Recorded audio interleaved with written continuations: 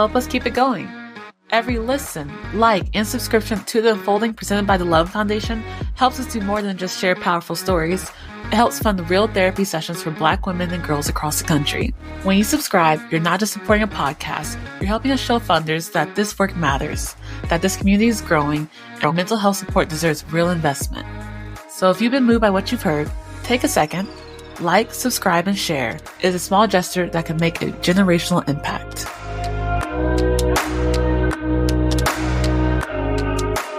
Hello, everyone. Welcome back to Unfolding, presented by the Loveland Foundation. I'm your host, Rachel Keener, and today we are joined by probably the coolest person I've ever met, and just like the all-around like sunshine encapsulate, this person is just everything. So, everyone, welcome Solonje, aka the Weed Auntie. Hi, Solonje.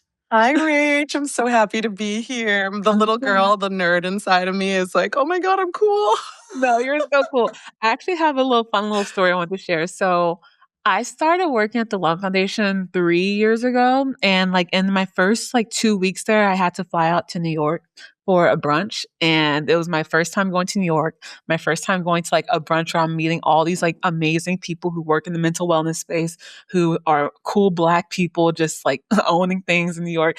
And I was just like, wow, I do not feel prepared. I feel super nervous. I had a full-on anxiety attack about it. I even brought my mom to come with me to New York because I was so scared to go to New York by myself. And she was even at the brunch, outside the room waiting while I went in for the first time. Yeah, shout out to her. And I remember I had a list of the people who were going to the brunch. I remember reading all the names and reading your name and what you do. So I knew what to say, what to talk about, the talking points. And I was shaking as people were entering. And you were the first person to walk up to me and give me a hug and say hello. And I was like, whoa, she's coming up to me? Solonje is coming up to me. And I just felt in that moment, in that hug, I felt so safe. And I was like, oh, I am exactly where I belong. And you did that. And you probably didn't know all the things I was feeling and my heart was racing, but literally just being in your presence and in your aura, I felt so safe. And I was like, okay, we're good now. And I just remember whenever Solonje is around, I know it's going to be a good time. It's going to be a safe time. I just want to say thank you for that because it really did have such an imprint and impact on my life. So thank you. Oh, I remember meeting you and hugging you. And honestly, this Weed Auntie leads with hugs. I just want people to feel grounded. That heart-to-heart energy. It's so important. We barely make eye contact. I'm here to make heart-to-heart contact. Yeah. Heart-to-heart contact. Yes. Okay. So obviously you go by the Weed Auntie, but I don't think we know about how your journey came to the Weed Auntie. So let us know, how do we get here? And what does this title, this role mean to you as the Weed Auntie?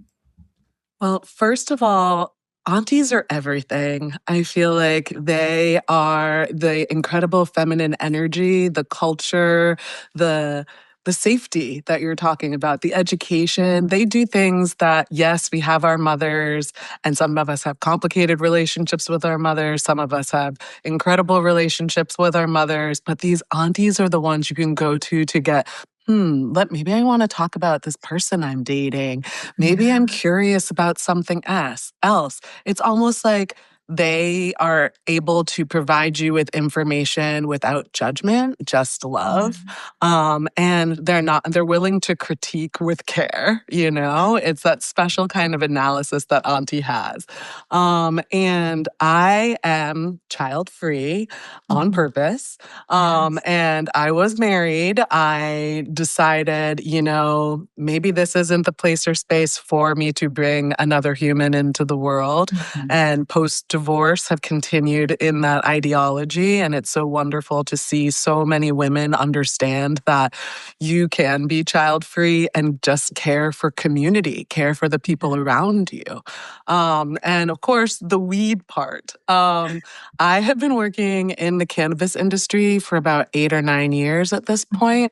I started really in advocacy and education around the plant. I've been putting out content that helps people understand the difference between the the different cannabinoids, whether it's THC, CBD, CBG, CBN, the different products that are produced by women, queer folks, the global majority. So I'm really sharing and facilitating that information around a plant that has been stigmatized for so Mhm. long. Yeah. So leading with that, talking about how you can use cannabis in and incorporate it in sex, how you can use it in advocacy to free people who have been imprisoned for a plant that shouldn't be illegal.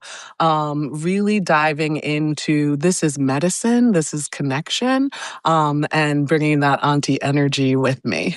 Yes. Oh, so many things you touched on, and like that all makes sense on like who you are. Like I that is just exactly what it is when I think of you as like someone who's so deeply rooted in community and uplifting other community. Like you truly just bring us in the space with you in the sense that like come on, like we're all in this together. We're all looking out for each other. And that's beautiful because this year our theme at the Love Foundation is healing in community and what that looks like and how that looks different for different people. But community is for everyone. And you have this quote that you said like self-care is like a catalyst for community care.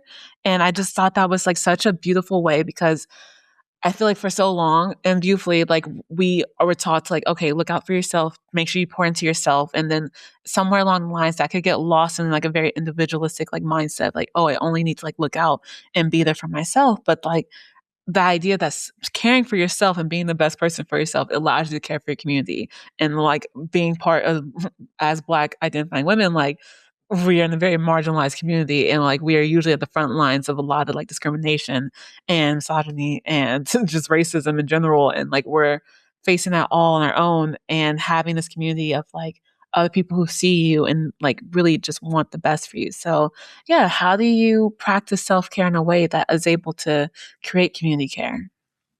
Yeah, I do think, yeah, thank you for that. I really feel like it is super important to fill up your own cup to make sure that you're good.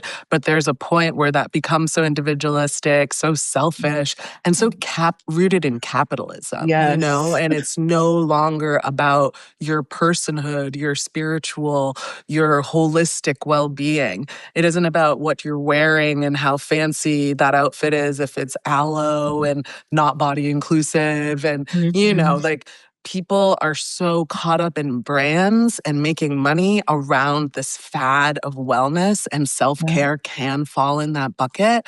But for me, I'm like, yes, girl, go get your facial, go to the gym, go for a long walk and just meditate and breathe deeply. This is all self care so that I can be the best version of myself. And how that turns for me into community work is I'm a breathwork guide. I create experiences that are rooted in healing people, plants, and planet. I really talk to folks about how when they work on themselves, it can't just be them, a monk in a space by themselves, that you're doing this to see other, that you're reflecting that healing of self into others. So instead of walking around constantly looking down at your phone when we used to look up at the stars, like look into the eyes of the Yes. other humans around you, smile at them, a gentle glance, an opening of a door, whatever it is to make them know, like, hey, I'm here with you. You're not alone. You got this. Mhm. And for me, like, I will do breath work on my own, and then I facilitate in community spaces. I have a residency with Soho House for now coming up in July, 5 years, Wow. where I pretty much every other month lead a healing experience called Reflection, which Mm. targets all folks. Anybody can come through. It's free to attend, and there's membership. They're able to attend, and then I'm able to have half the list be for folks that are not members of Soho House. Mm. So you're coming into this beautiful space. You get to sample plant-based products that we incorporate into the meditation and mindfulness practice. I lead breath work and visualization, have journal prompts, and they're usually around the moon cycle. So it's either a new or a full moon that's within 2 days of when it's happening. Mhm. And let people share, and you realize the commonality, the same stress that you're having, the anxiety about this ongoing war and the racism, imperialism, and colonization of our people, the rolling back of rights of trans folks, like this maha wellness insanity where literally it's fascist thinness is everywhere in this moment. And people are losing jobs or they're underemployed. So when people are there have grieving, they're grieving for loss of their parents.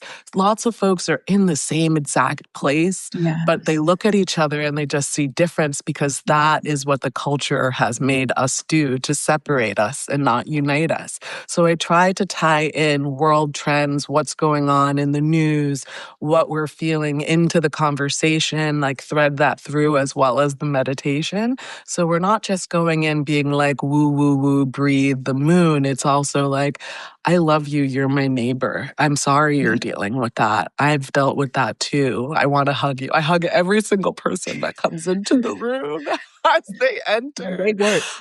Yeah, to be like, hi, I'm Solange. Hug, random stranger. When was the we live in like a touch deprived society, Yes, We're we all do. in front of devices. We want to touch, share. That is the most human thing. We want to be safe, we want to be heard, we want to be valued and supported.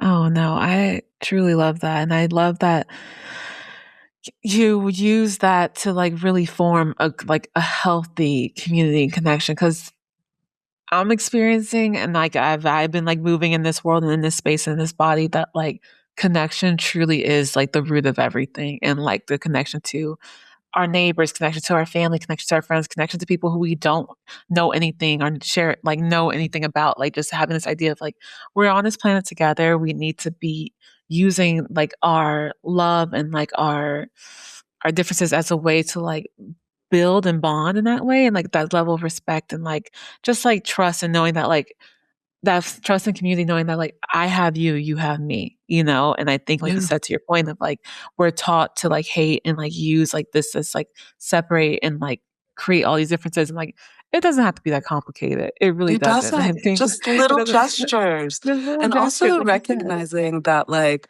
we're only as strong as our weakest, Mhm. And Yes. when we're walking around making sure our body's tight, we got the fanciest this, we went to the most expensive that, we're not considering that this is an ecosystem that's Mhm. interwoven. And if we're not caring for those that have the least, we're suffering too. There's no way we won't. No. And something you touched on that, like, I feel like I share with you as well is, like, this idea of, grief and like how we move through grief. I lost my father 8 years ago, and that was like an unexpected loss. And it was very much like it shocked me to my core in the sense of like I never felt so like isolated and alone before. But then I also realized it changed my view of like what really mattered. And what really mattered was connection and like community, and also just like making sure the people I know like knew that I loved them and I was there for them. And it made me a more empathetic person, it made me a more caring person, maybe a more considerate person, a more person who's like just like appreciative of the things that have no monetary value, but literally all the value in the world of just like we share this life together, and I'm so grateful you're here with me, and I will make sure you know how grateful like I am for you. And so I feel that I felt that with you when I first met you, with like this idea of like, wow, I feel so grateful that she's in this space. And like in that moment where you took me, you held me, and you were just like, oh, like hi, like welcome, like come here. And I was like, oh wow, okay, yeah, I'll come here.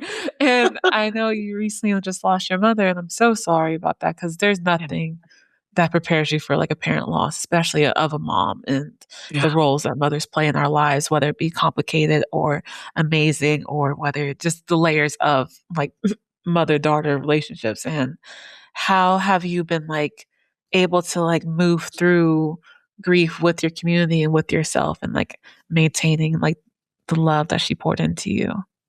Oh, yeah. I am absolutely devastated. And it's an everyday thing. Getting emotional. Yeah. I'm gonna hold it together.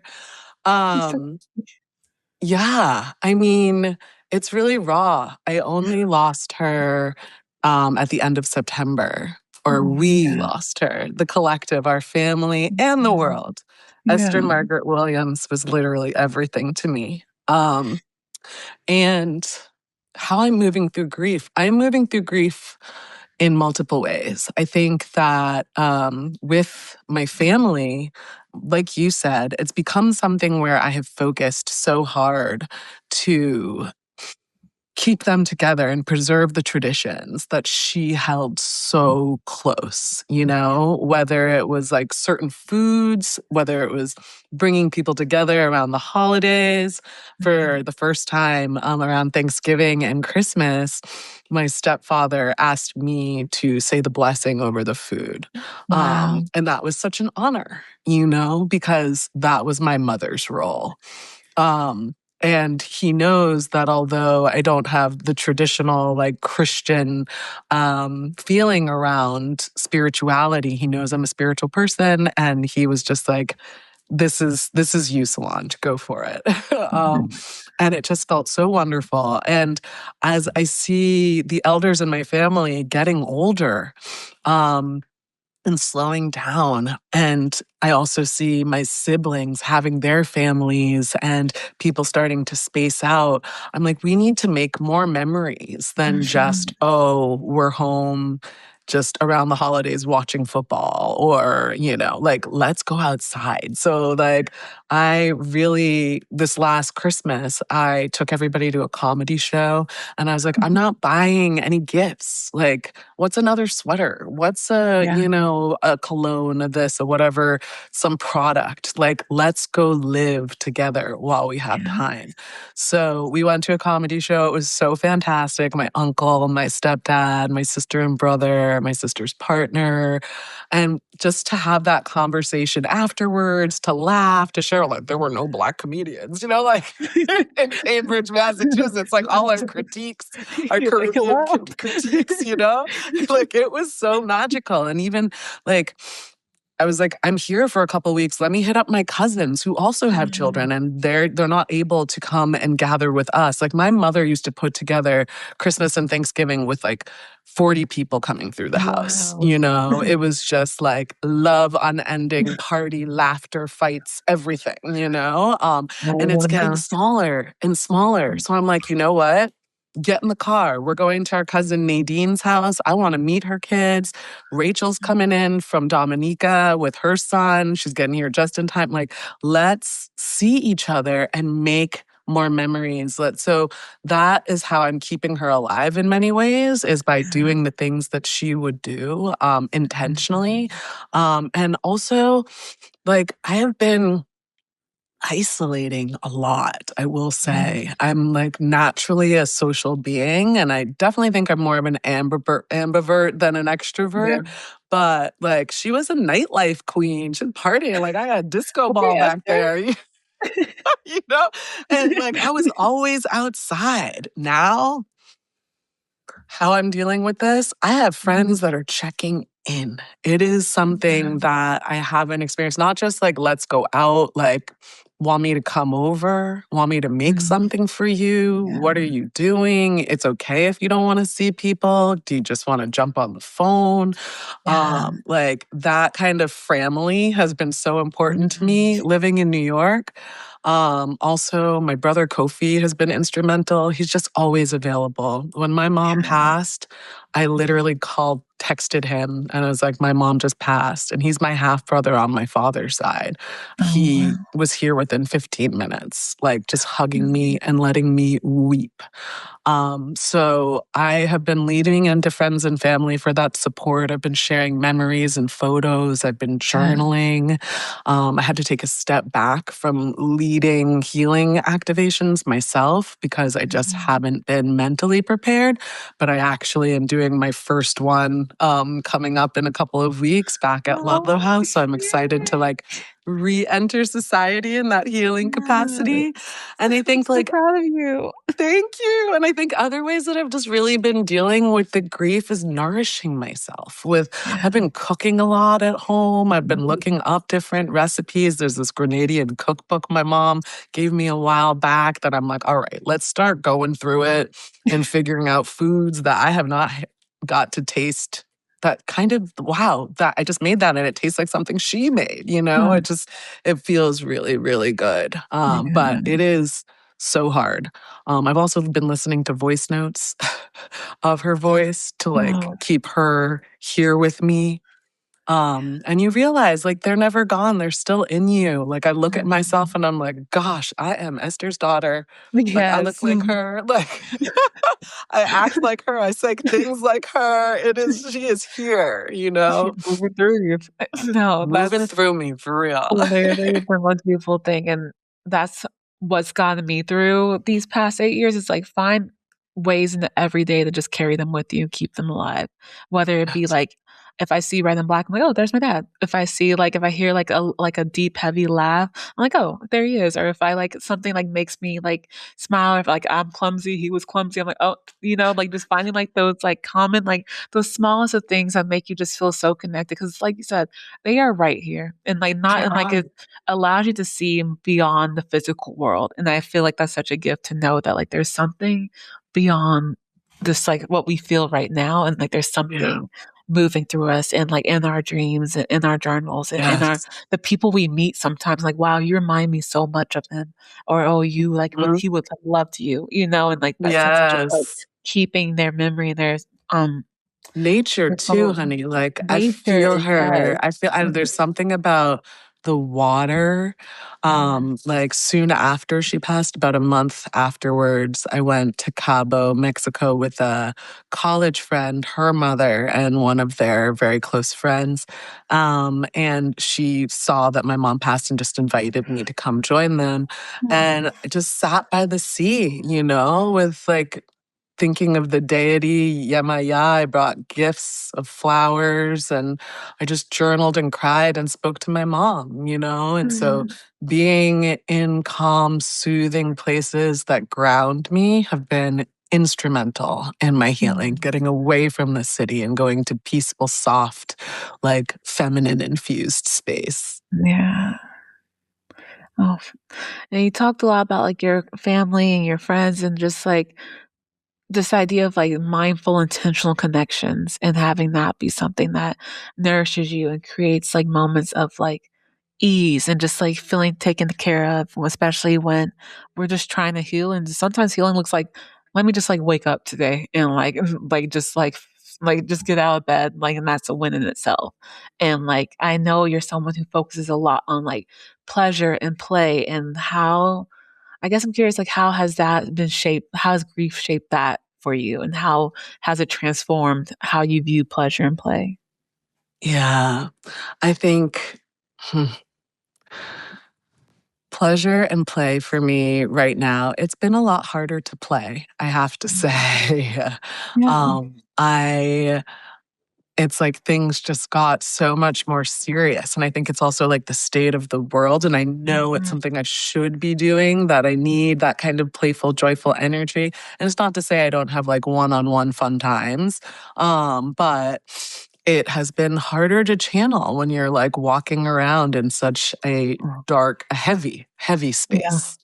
But I have still been leaning into pleasure and really encouraging people to tap in to themselves and like get rid of the shame that comes with enjoying oneself, and being in touch with yourself. Mhm. So I am unabashedly someone who loves to masturbate. I think it's really Yes. important. You need to know yourself in order to Mhm. be in partnership with To others please as yourself. well. Yes. Yes, you need to be able to please yourself. So I have been very happily using products that friends have given me to make sure that I reach that peak performance. Yes. I've been like utilizing a beautiful vibrator from my girl Alex at Dame. Thank you, That Alex. is Yes, thank you, Alex. And then I also have been using Quim, which is a CBD like lubricant that Mm. encourages like basically your nether regions, your vagina to just it. makes you feel more. You become more sensitive down there. The blood is flowing Mhm. better. And so you are able to be multi-orgasmic. And I also have also been leaning into taking it slow in relationships, and that has been giving me pleasure. Okay. I must say, in my party girl life, and even though I was married, like she's doing hoe activities, hoe tendencies, like I'm like, And we all touch need to me. do that. Like, Yes, touch me, it's feel part of the me, journey. all of these things, right? But I have lately been tapping into the slow burn, Mhm. that there's so much pleasure in slowly getting to know somebody before you Yeah. give everything to them, and allowing them to take you on cute dates, and whether it's to the museum and to food and on a walk and hugging Yeah. trees together in a forest, like these type of things invoke so much pleasure for me, and it is very playful in a way as well, because it's back to like when you were a kid and you had like a Yeah. boyfriend or a girlfriend. You didn't do anything. You just like You're like, "Oh, we held have hands. hands." Yes. And you get those butterflies again Yes. instead of it feeling like, oh, I got to rush to the finish line and then Mhm. expect all these things. So I've been having a lot of pleasure in the slow burn of dating, which was hard for me before. It's always like, okay, let's just get to it. Are you good enough for me? Like, Yeah. are maybe you're not, and we're just gonna hook up so I can get this Mhm. and I'm get curious, off. like, what was the shift for you for that? Like, what made you want to go from, like, "Okay, like, let's see what we got, like, let's see that connection, let's see it where it's at," and then what was the shift to the slow burn? Because I am in the midst of, like, trying to figure out what my dating style is and, like, where I want to, like, how I wanna show up in dating, and I wanna my goal is to Mm. be unapologetically myself and allow myself to enjoy the process of someone getting to know me and me getting to know someone else while like letting my head be filled with like, oh, they're like this, or like, how like at least Yes. for me, I could be very much like Yeah. um I forget what the word is. Infatuate easily or like just love a girl down, Yes. and just like, Yeah, oh, yeah, this is yeah. Me like too. planting And you're get like get building them. Yeah, yeah, you end before up like building them getting into something they're not, and yeah, you're before just I like, even get to know them, I'm like, "Oh, I decided that you're the right, person." Like, I know it, and right. it's just like, that hasn't been good for me. That hasn't been healthy, Yeah, it's so, like, almost like a after this nervous attachment. You're like, okay, yeah, you're here. Are we yes, ready? Like, that's let's the word, do it. anxiously attached, very, And yes. anxiously, yeah, it's like, what are we? Are we doing Yeah. this now? Just we're Like, getting married. Yeah. right. And we've gone Yeah. on like 4 dates. Like, Yeah. come on. It's like, So, yeah. yeah. And I literally, I think it was twofold. One, Mhm. I have a friend who advised me to do so. Okay, good. And she's Love in a a friend. very stable 15-year relationship, like 5 years, I believe now that they're married.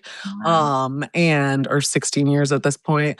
And she was like, me and him, we went on 12 dates before I even kissed, before we kissed. I was Wow. like my brain exploded. Well That emoji was real life. I was like, how did you do that? Like, and then I realized, like, why am I kissing? This is when you end up kissing toads. Like, you Mhm. don't know this person and you're allowing them, hoping that it'll be your Prince Charming, but it'll probably Yeah. just stay a common ass frog. Okay. And Ribbit. like, ribbit for real. Right. So I was like, oh, and then another friend, she started talking to me about the difference between fireworks and a fireplace. And I was like, Oh. hmm. And that like analogy just Mhm. hit home for me. Yeah. Do I'm I like, want something that is a steady, slow burn that nourishes, mm, captivates, keeps me warm. warm and safe? Or do I want some pollutant in the sky that is quick, flashy, over and done, literally smoke everywhere? You have no idea, Mhm. disoriented, and then it's over and you feel like shit. I'm like, Yeah. I'm gonna go for that first option. I could make some So s'mores, I could read a book, I could, thank like you. Thank you. I'm set with a little warm. vinyl. I am held.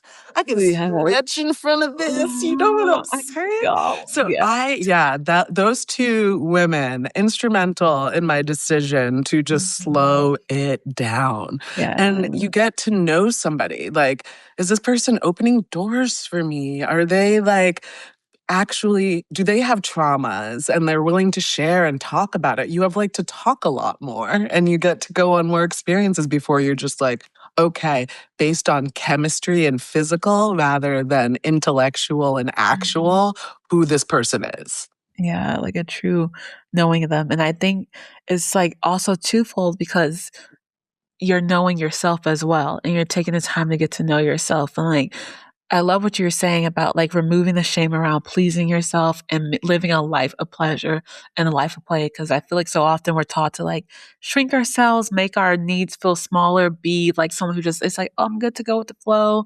I'm good to just like be whatever you need me to be. And like, that's just not fair. That's not, Yeah. that makes no And sense. it's Why do I, desperate. And like yeah. it's And desperate instead of being like, I love me.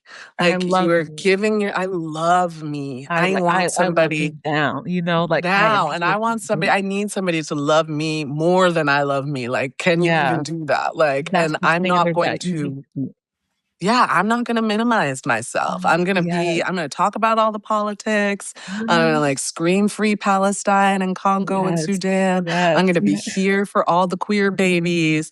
I'm gonna Mhm. tell you about Zionists. I'm gonna go off on everything. And Mhm. you should be like, that's my baby. I'm She's gonna sit incredible. beside her and they're Yeah, right there stand with right me, next to me, being like like, show saying enough. yes. And I simply the same things. Yes. Like I Yeah. want to know that like we're on the same page and we're aligned and there's like certain thing that like 'Cause I got it, shocked, you know, in my it's marriage, like, there were things that I would say, and my ex, who was European, would be like, "Why is everything always about Blackness?" I was like, "Because it is." well, Like, "What? it comes And back to how that. am I in this marriage where this man is asking me this right now? Like, Yeah, what just his beautiful how did black this not wife. come up in the screening process?" Yeah, But I and have I to give my younger self a pass. Like, I was in my mhm. 20s. Now, with the age and all of the experience I have, I'm like, I will not. You cannot trick me I'm not the one or the 2. Like, please, to don't try it. cannot Don't trick try it.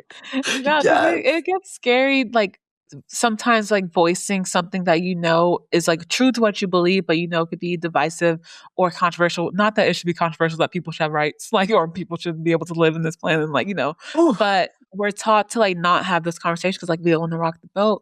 But there's something to say about people who can just, like, speak what they believe, even if, like, their voice shakes or even if, like, it's, like, scary or even if it's just, like and I'm really trying to practice that in real time because 'cause I'm very much like a person like, "Oh, okay, like, I know what I believe, and, like, I'm just gonna, like, practice that," and, like but sometimes I feel this fear of, like, "Oh, I can't say too much, or I can't do too much, or I can't, like, take up too much space," but, like, I wanna be able to feel empowered by myself and, like, the people I have in my life know that, like, are right there with me in that, so, yeah. I yeah, think I that's think my auntie energy again, plus the mhm. ancestors from the Yeah. Caribbean. I think that we're just like, I'm not putting up with this, you know? No.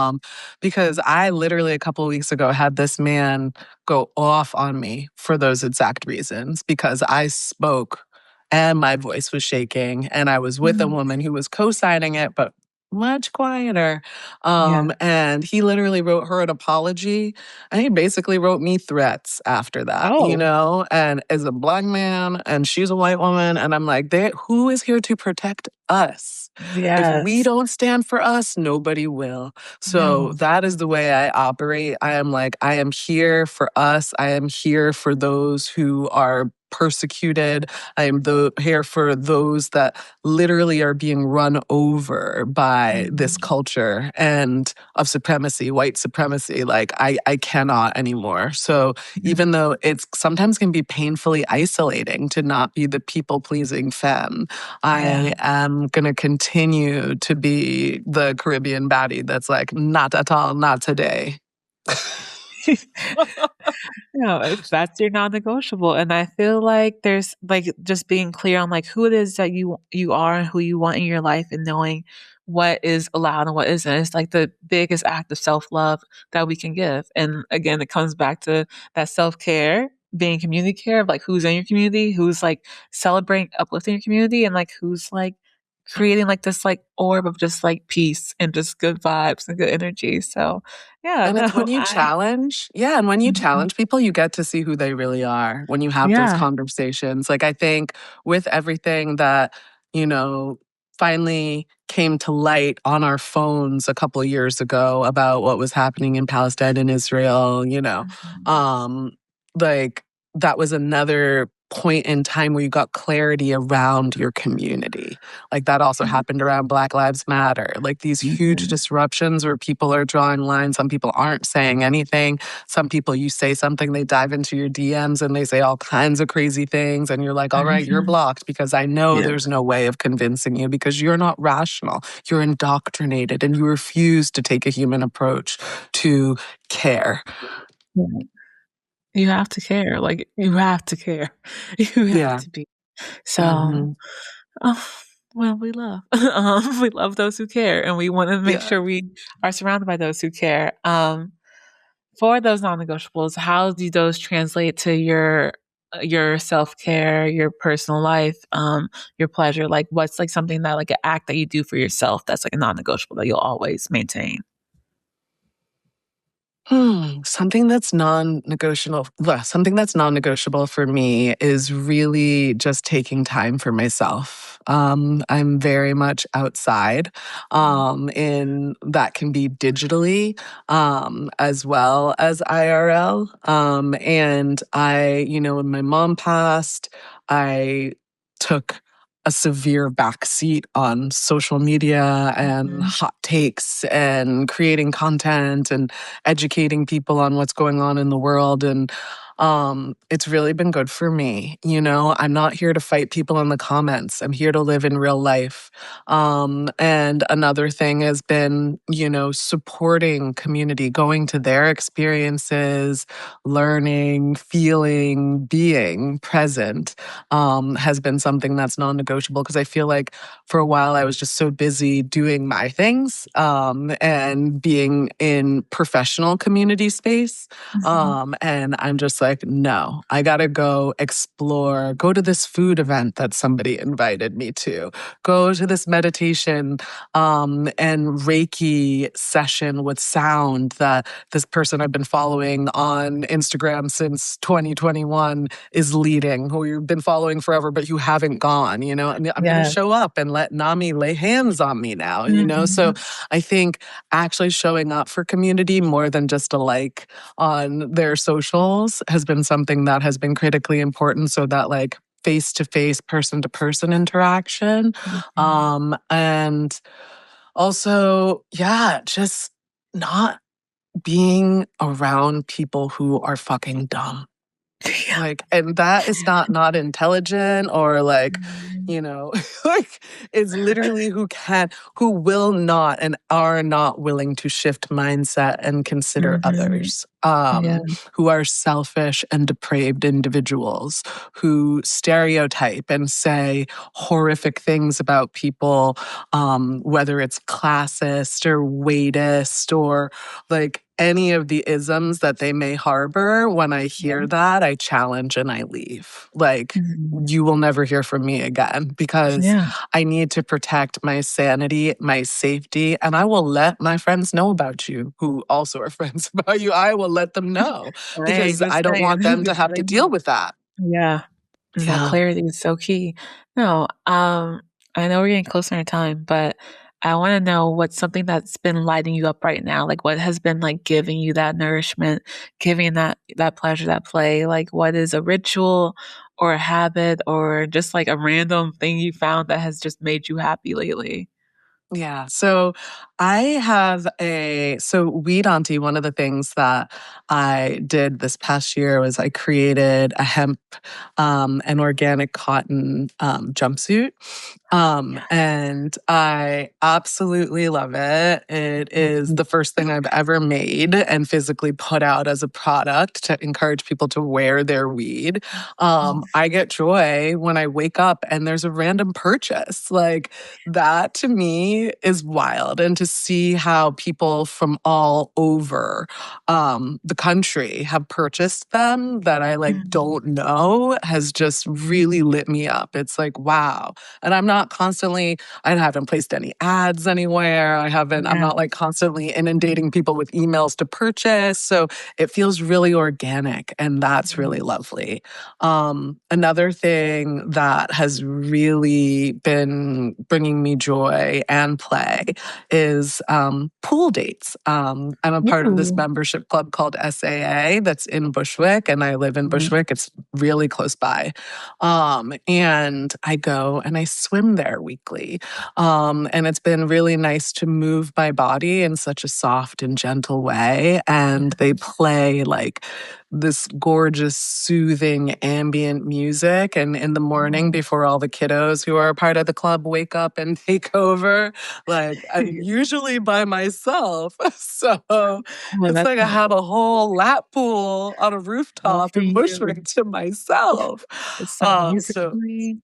yes, like that's really incredible. And also many of the people that I've met at that membership club, like making new friends in your 40s, and you're not like in a bar drinking or, Yes. it's really, really nice to have that social club. It has given me an outlet for exploration and like the ability to just connect with folks.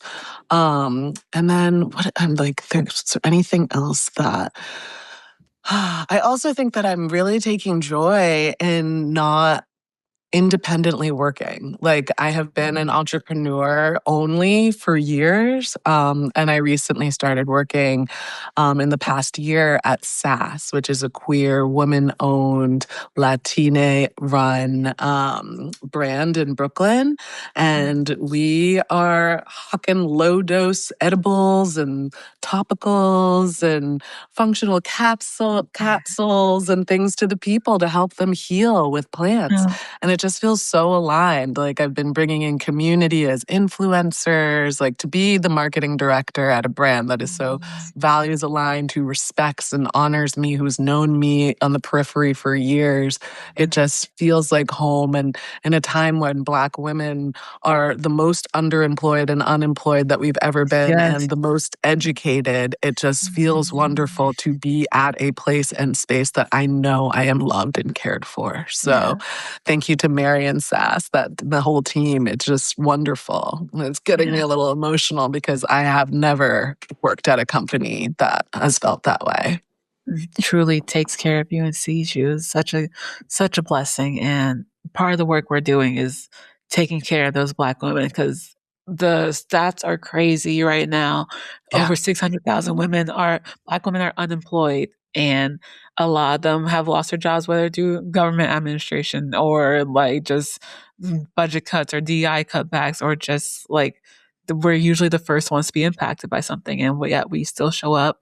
And so just like that reminder, like show up for us and be there for us because Yeah. it really does make an impact. Sorry, yeah, it breaks my heart just thinking about it and No, like it all the breaks my ones you're heart doing. too. It's like the way people came out for Jimmy Kimmel, but where were they for Joanne Reed? Yeah, You where was that know, noise? Like, where was that energy? Like they and it's just always like, literally, it's everybody. They just show up for mhm, other people and they don't show up for us. Yet we are the ones who show up for everybody. When someone needs every single directions, who body. do they ask? When Yeah. someone I just had somebody on Needs the street, but excuse me. encouraging voice or like, "Oh, your outfit looks Yeah, good." Like, "Oh, like the Black woman made my yeah. day." Like, "Yeah, I wonder." But when have Like, you made a Black Woman's Day? When have you when make a encouraged, Black woman's supported? day.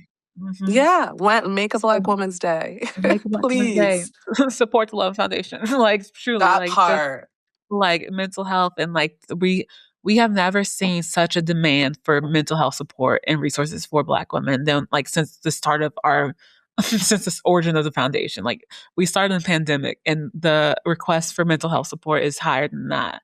So let Yeah. that like tell you like what's going on and like what we're carrying. And then you see like the election results, like who voted how, and like, oh, Black women voted for like to not We be in the always situation. vote the right way. We always Yeah. show up with the collective in mind, Mhm. and Just no one is doing focus on that for me. us. Yeah, so just Yeah. having that be returned and given back, and that's why I'm so happy I was able to have you on this podcast and just be in conversation with you because you have constantly showed up for us and as a foundation, for me as a person, as an individual, for you and like your community. Like you are always showing up. And I know that can sometimes be exhausting and having like to weight to carry. And I just want you to know that like we're so here for you. We are so grateful for you and the light that you possess and give to everyone. And I know how it's so beautiful to know you and to know that like your mom through you and like how like when you describe her, I feel her and like her energy and I Oh, know she is beaming, like just oh, beaming and just so proud of you. And I just am so grateful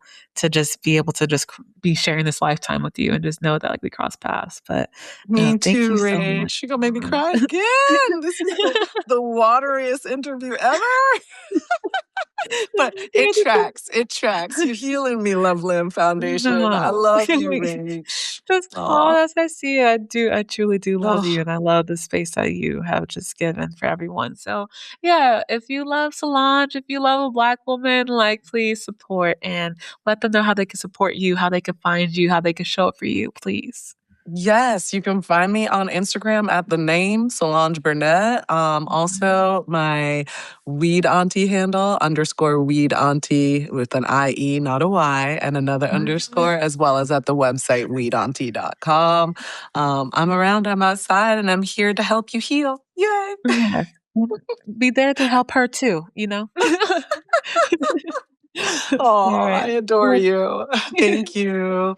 thank you. I'm so happy you were here. And thank you all for listening. Truly, thank you for showing up for us. And yeah, until next time. Thank you all for joining us for a very special episode of The Unfolding, presented by the Loveland Foundation. At the Loveland Foundation, we are committed to showing up for communities of color in unique and powerful ways, with a particular focus on Black women and girls. Our resources and initiatives are collaborative and they prioritize opportunity, access, validation, and healing. Since our founding, the Therapy Fund has provided financial support for therapy to over 13,000 Black women, girls, and non-binary individuals across the country. This year, our goal is to provide free therapy to at least 6,000 more. If you'd like to join us and invest in generational change, visit our website at thelovelandfoundation.org for ways to give. To stay updated on new episodes and any future programming, follow us on Instagram and Meta, or check out our website at thelovelandfoundation.org.